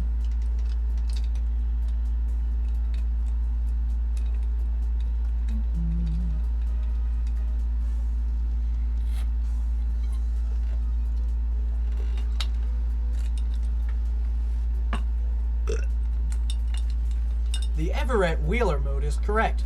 Please look it up to learn more. It seems you're all still clinging to preconceived notions of me. Time does not simply run from past to future like a car on a one-way street. To be more specific, the laws of causality do not allow contradictions to occur. If the result of an event, the effect, is changed, the event itself, the cause, also changes to prevent a paradox. That's why there are so few people who can observe changes in divergence. Divergence being the world line's percent difference from the standard. Die, troll! You claim to be a time traveler without any proof. Stock trends, please. I'm counting on you, Mr. Time Traveler. If you can't observe changes in divergence, then how can you possibly measure it? Oh, I know. Your time machine has a magical device that measures it for you. Lol, lol, lol. Oh, and you still haven't explained how a research institution conquers the world. D-tax blocks. Oh no, humanity is doomed. What has science done? Not JPEG. Well, noobs responding seriously to troll thread. This Teeter guy's a shitty troll. How do you people not... Don't you people have anything to offer besides insults? How about contributing to the discussion, plebeian scum? If you assume that time doesn't flow in a straight line, then the idea of time travel is much easier to swallow. In such a scenario, a time machine traveling to the past doesn't need to fight against the flow of times. I see Teeter's points have merit. By the way, Teeter, I'd like to know more about SERN. What can you tell us about their current activities? Tell me which horse wins the next Emperor's Cup and I'll bet my entire life savings. Everett Wheeler model equals many worlds interpretation. Basically, that means parallel worlds. What's with all the stupid name tags? This Hoyo and Koyoma is more annoying than Teeter. You call yourself John Teeter, but you're fluent in Japanese. Writing in English would at least make it seem more realistic. You can't do English, can you? Can I ask you a favor, Teeter-san? My mom died last year in the Shibuya earthquake. If I can stop my mom from leaving home, then I can undo her death. So please lend me your time machine. You're gonna believe this time traveler without proof? Are you an idiot?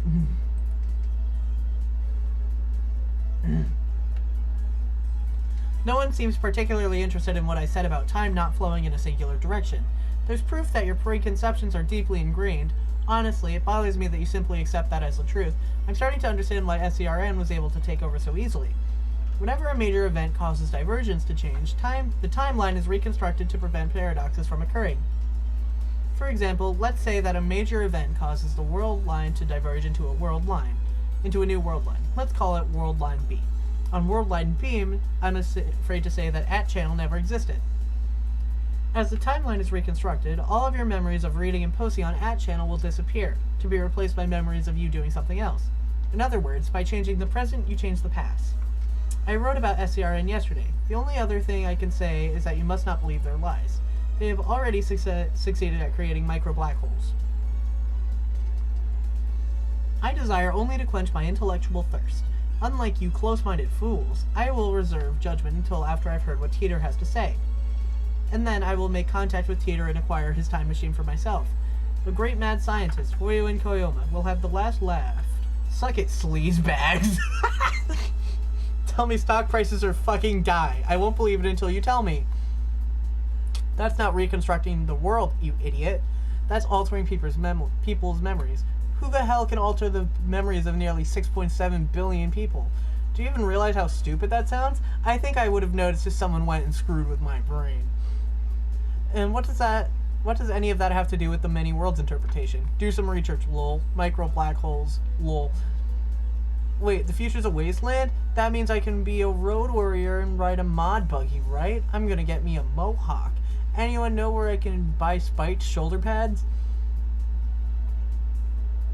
I checked SCRN's homepage. It says they've been experimenting since 2009. Can they really make black holes? What the hell is gonna happen? Does Teeter have a mohawk? God, that's so fucking moe. Are you implying that our brains make the world? Are you saying that the universe is a giant tree and we're branches or something?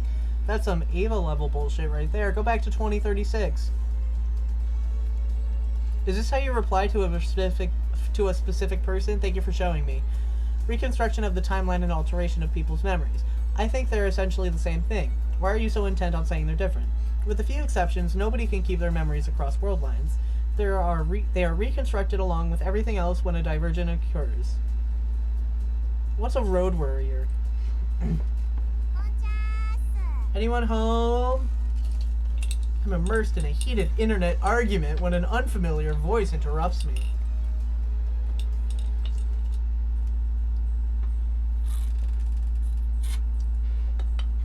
The door opens and a girl peeks inside. I recognize her. It's the girl I met yesterday at the Brawn Tube Workshop. Hi, I'm from the Brawn Tube Workshop. When her eyes meet, she smiles. The TV you sent in for repairs has been fixed. Mind picking it up? Dara's typing gets even faster. Looks like he's in the zone. It would be a bad idea to disturb him with our voices. And nod to the girl and hurry outside. Why do we have to be sneaky? What was this girl's name again? I think it was something like Aruma or Amori. Amori? That's right, Amane. Amane Suzaha. Currently, my genius partner in crime is executing an important mission. I don't want to bother him. What exactly do you guys do? I told you before that learning our secrets could put you and everyone you know in grave danger. You're called the Future Gadget Laboratory, right? How did you know that? I never told you. Wait, are you an organization spy? I raise my guard and spring into praying mantis stance. But Suzaha just stares blankly. That's what it said on your mailbox. Oh.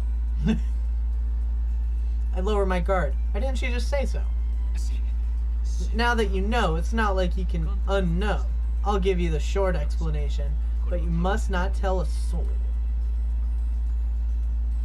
Suzaha nods firmly.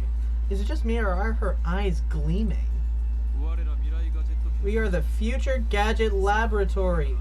dedicated to defeating the evil organization that rules the world from the shadows. Mwahaha. Wow. Is the evil organization SERN? Huh? Yeah, but... Oh, so I was right? Those guys really are a contemptible lot, aren't they? She nods to herself for some reason. And contemptible? I thought I was the only one who uses words like that in normal conversation. How did you know we were hacking into SCRN? What? You're hacking them right now? Me and my big mouth. Just answer my question. How did you know about our business with SCRN?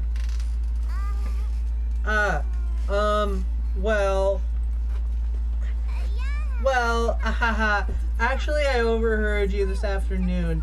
If you stand here, you can hear stuff from the window. The window? Come to think of it, it was open, and Daru and I were talking loudly. But you can really hear us from here? I look up to the second floor. The window's still fully open, but I can't hear a thing. Estar is working quietly. I look down. There's an unfamiliar bike parked in front of the Brontu workshop. One of those mountain bikes. Its frame is all sparkly. Its tires mostly clean. It's probably new. It looks pretty fast, but whose is it? Definitely not the girl that's right in front of me wearing biking gear. I've only been working here for a day, but Suza opens the Brontu workshop door with a wry smile. I've got a lot more free time than I expected. I've gone out 4 or 5 times today. Figured I'd reconnoiter the front of the store, see if I couldn't spot any customers. Reconnoiter? Now there's a word you don't hear in casual conversation. I'm pretty sure it means to perform reconnaissance.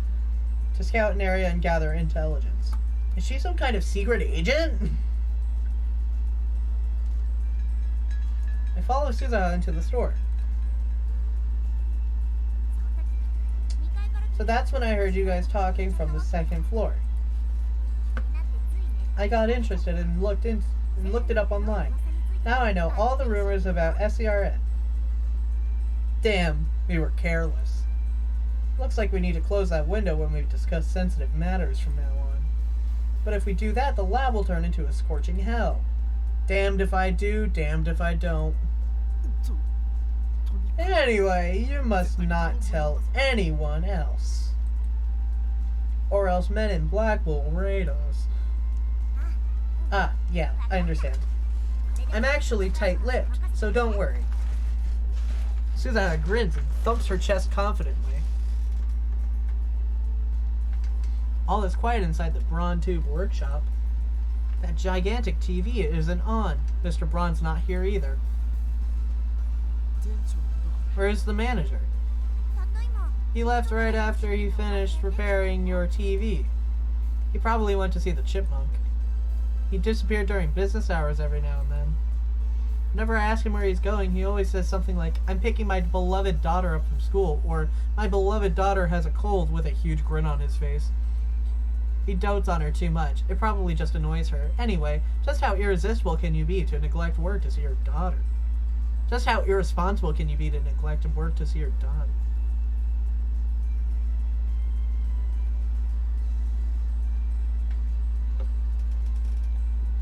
This man is a walking red flag. He used to put a back soon sign on the door whenever he left, but now he has Suzaha to take care of things while he's gone.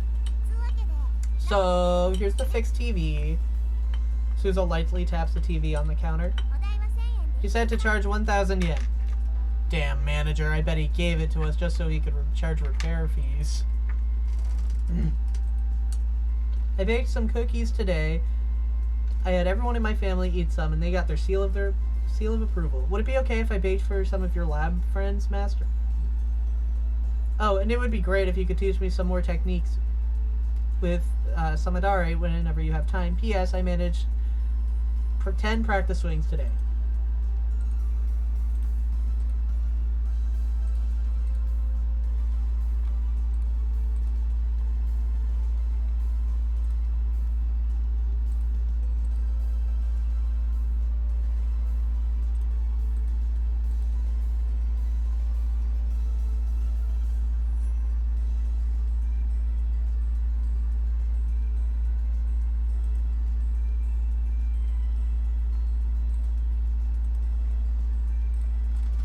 I want her to make us cookies.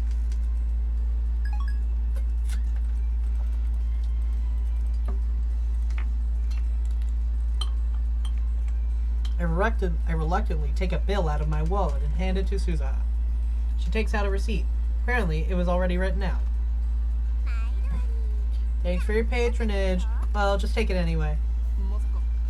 By myself? Are you joking? Huh? Didn't you bring it here by yourself? Don't you know it takes 10 times more effort to go upstairs than down? Defying gravity is no easy task, woman. I guess I can help, but... Oh, I see. So we're already in the age where women do physical labor. She mutters, her tone pensive. How sarcastic of her. I don't remember anyone asking for your help. Honestly, getting help from a girl like you would just hurt my pride. Who else is there? Wow.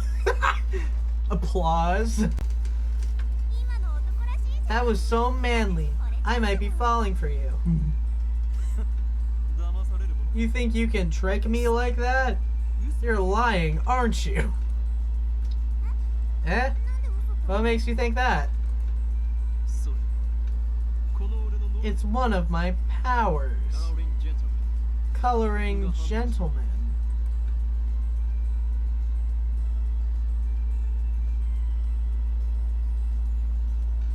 This power allows me to see through lies. Liars appear to glow red, then they die. You have powers? Suza's eyes pop, but then she clears her throat as if to hide her surprise. Are you some kind of esper? When I nod, she whispers into my ear, I fucking knew it. Are there a lot of espers like you? Of course not. I am special. I thrust my chest out as hard as possible to display my majesty. Oh, you had me scared for a second there. But still, it's amazing that people like you exist. Maybe SCRN is the reason there aren't more where I came from. After muttering some nonsense to herself, she finally nods in understanding. By the way, does the ability to see through lies have any combat application at all? If it were me, I'd want perfect accuracy within 1,000 meters, or ultra-fast reflexes that let me tear my enemies' limbs off before they can react. What the hell is she talking about? Is she a survival game otaku? Wait, no, don't tell me. You're an organization assassin, aren't you? You must be the one they call Miss Golgo. Who hired you? Nobody hired me. What's a Golgo? She's trying to gloss things over with an insincere smile. Her confusion is suspicious. That reminds me, I think I remember her saying some awfully disturbing things when we first met yesterday. Anyway, do you have any other powers? Even if I did, there's no way I'd tell a hitman hired to kill me.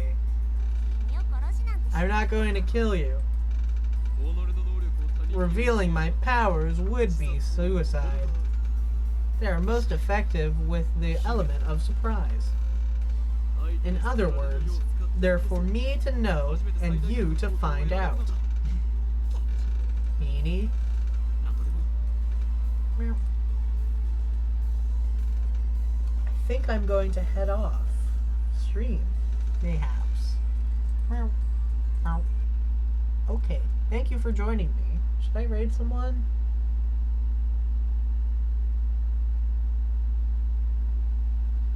Let's raid this person. Let's raid you.